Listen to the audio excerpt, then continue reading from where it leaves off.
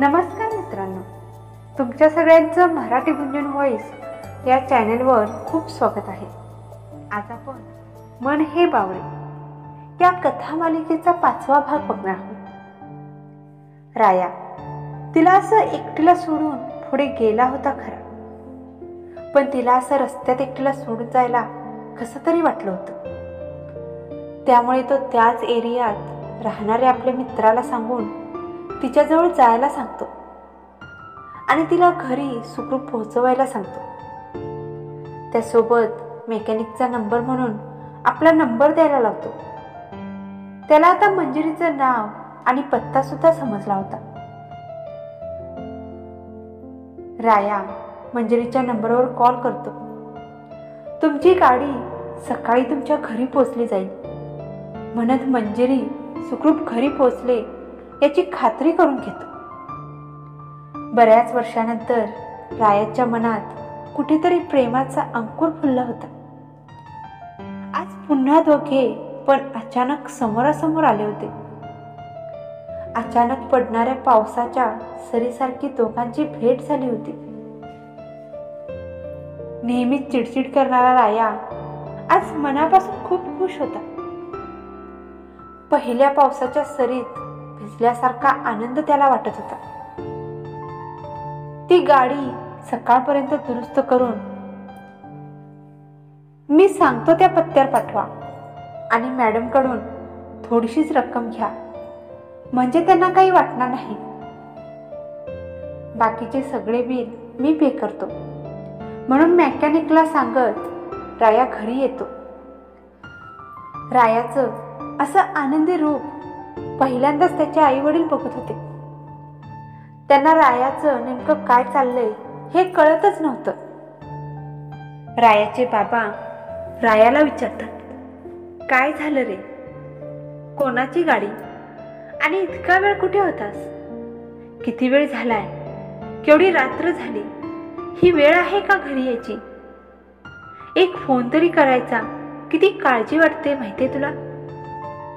बाबांचं बोलणं ऐकून राया रूममध्ये जाणारा तिथेच थांबतो आणि परत वळून बाबांना म्हणतो की खरंच तुम्हाला माझी एवढी काळजी वाटते का? मग असं एकट्याला हॉस्टेलवर सोडून जाताना तुम्हाला काहीच वाटलं नाही का? जेव्हा मला तुमची खूप गरज होती तेव्हा तुम्ही नव्हता आणि आता तुम्हाला माझी काळजी वाटते. आत्तापर्यंत रायाची झालेली घुसमट बाहेर पडत होती. राया, आम्ही त्यावेळेस जे केलं ते तुझ्या भल्यासाठीच केलं. आई रायाला समजावून सांगत होती, पण आईचं बोलणं न ऐकताच तो तिथून आपल्या रूममध्ये निघून जातो. अहो, तुम्ही तरी समजून सांगा ना या मुलाला. आपण काही मुद्दामून त्याला हॉस्टेलवर नाही ठेवलं, त्याच्या काळजीपोटीच ठेवलं. बिझनेसमुळे आपल्यावर कितीतरी हल्ले झाले होते, पण त्याला काही होऊ नये म्हणून आपण त्याला हॉस्टेलवर ठेवलं. त्याचं बालपण सुद्धा आम्हाला जगता आलं नाही. त्याला लहानाचं मोठं होताना सुद्धा बघता आलं नाही की त्याच्यासोबत खेळता सुद्धा आलं नाही. कसं सांगू या मुलाला? तुम्ही तरी सांगा ना हो त्याला समजून. त्याला समजून घेणारी अशी मुलगी त्याला भेटायला हवी, जोडीदार म्हणून. आपल्याला त्याच्यासाठी काही करता आलं नाही, पण एवढं तरी नक्की करू शकतो की त्याला समजून घेणारी आपण त्याच्यासाठी जोडीदार आणू शकतो. त्याच्या डोळ्यातला आपल्याबद्दलचा हा तिरस्कार आता सहन नाही होत मला. रायाची आई रडत रडत रायाच्या बाबांना सांगत होती, आई बाबा हे कधीच वाईट नसतात. कधी कधी प्रसंगच असे येतात की त्यांना कठोर निर्णय हे घ्यावेच लागतात. आपल्या मुलांच्या काळजीपोटी ते अनेकदा कठोर निर्णय घेतात. त्यांच्या काठेरी बंधनामुळेच तर मुलं मोठी झाल्यावर त्या काठेरी बंधनावरच तर गुलाब फुलतं. आई वडिलांचा नेहमीच प्रयत्न असतो की आपल्या मुलांनी स्वतःच्या पायावर उभे राहावं, स्वतःचं नाव मोठं करावं, आयुष्यात काहीतरी शिकावं. हे सगळं करता करता केव्हा केव्हा आई वडीलच मुलांना आपले शत्रू असल्यासारखे वाटतात. हेच समजत नाही. राया रागातच आपल्या रूममध्ये येतो. आत्तापर्यंत मी कसा आहे, कुठे राहतो काय जेवतो, काय खातो याचा त्यांनी एकदा सुद्धा विचार केला नाही. आणि आता त्यांना माझी काळजी वाटायला लागली. कशाला? काय गरज आहे माझी काळजी वाटायची? थोडा वेळ रूममध्ये असणाऱ्या साहित्याची आदळआपट करून झाल्यावर राया शांत होतो. बराच वेळ डोळे मिटून गप्पच बसला होता. मंजिरीचे विचार त्याच्या डोक्यात चालूच होते. फ्रेश होऊन मिस मंजिरी काय दिसते यार म्हणत बेडवर पडला. तिला असं एकटक बघत बसावंसं वाटत होतं. आज किती मस्त दिसत होती ती. त्या दिवशी उगाच रागावलं तिच्यावर. तिला सॉरी बोलायचं तर राहूनच गेलं. पण काही म्हणा, मंजिरीकडे एक वेगळी जादू आहे. असं वाटलं की माझा मोरपीसच माझ्याजवळ आहे. रायाला पहिल्यांदाच कुणाबद्दल तरी आपुलकी, एवढी काळजी आणि प्रेम वाटलं होतं. तिच्या स्वप्नांमध्येच हरवून जातो आणि तसाच झोपून जातो.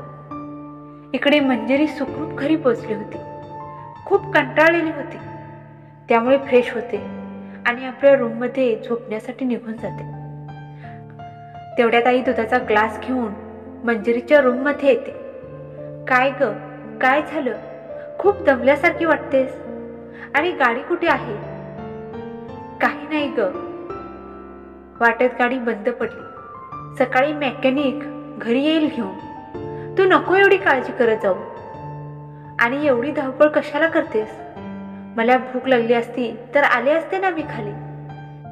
मी जेवून आले का आई? किती काळजी करशील माझी? मंजिरी दुधाने भरलेला ग्लास संपवत आईला बोलत होती. आई तिच्याजवळ जाते आणि तिला बोलते, हो का?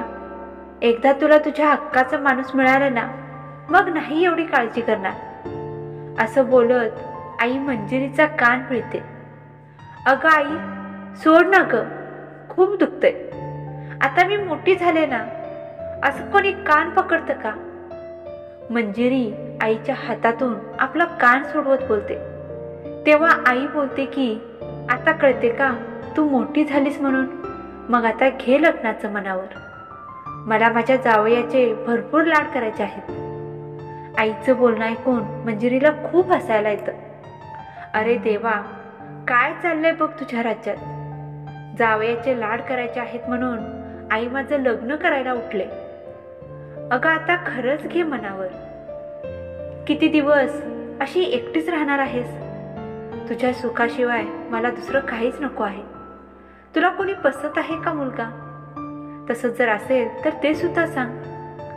आईचं बोलणं ऐकून मंजिरीच्या डोळ्यांसमोर रायाचं चित्र उभं राहतं.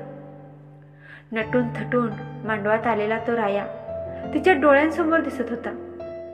कुठं लक्ष आहे तुझं? तो ग्लास पण खाणार आहेस का?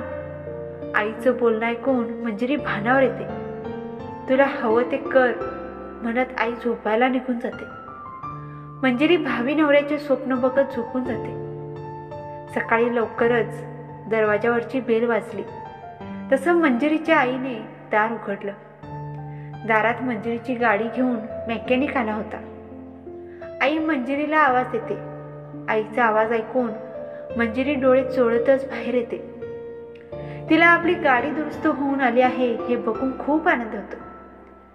मंजिरी आपली गाडी चेक करते आणि त्यांना पेमेंट करते. ज्या मेकॅनिकने तिची गाडी दुरुस्त करून पाठवली होती ती त्यांना कॉल करून आभार मानते. तिच्या तोंडातून आभाराचे शब्द ऐकून त्याचा जीव सुखावतो. तो सुद्धा तेवढं मोजकच बोलतो आणि फोन ठेवतो. शांत असल्यावर किती गोड दिसत असेल ती, पण राग आल्यावर काय माहिती ती मांजरीनीसारखी का दिसते. असं म्हणत राया गालातल्या गालात हसत आपल्या आईला मुंबईला जाताना सॉरी बोलून जातो. भानावर आल्यावर आपण किती चुकीचं बोललो आहोत याची त्याला नेहमीच जाणीव व्हायची. त्याचं नेहमीच असायचं, बोलताना जे मनात आहे, जे तोंडाला येईल ते वाटेल ते बोलून जायचं.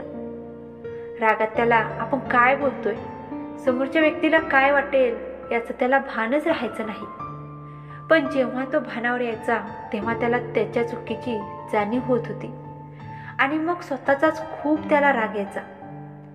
त्यानंतर तो स्वतः माफी सुद्धा मागायचा.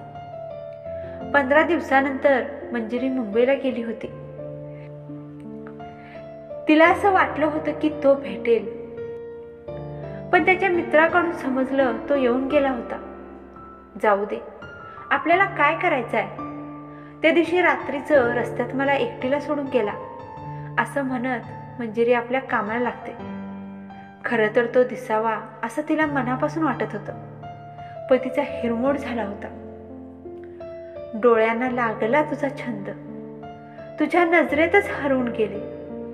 तुझ्या आठवणींच्या सावलीत माझे मन पार झुरून गेले. तुझ्या डोळ्यांच्या त्या खैऱ्या सागरात मी हरवलेली नौका. तुझ्या स्मितांच्या त्या मोह क्षणाला मला सापडला जीवनाचा धागा. मोरपीस हातात घेऊन ती त्याच्याशी बोलत होती. न विसरता येणारी ओढ त्याच्याबद्दलची तिला लागली होती.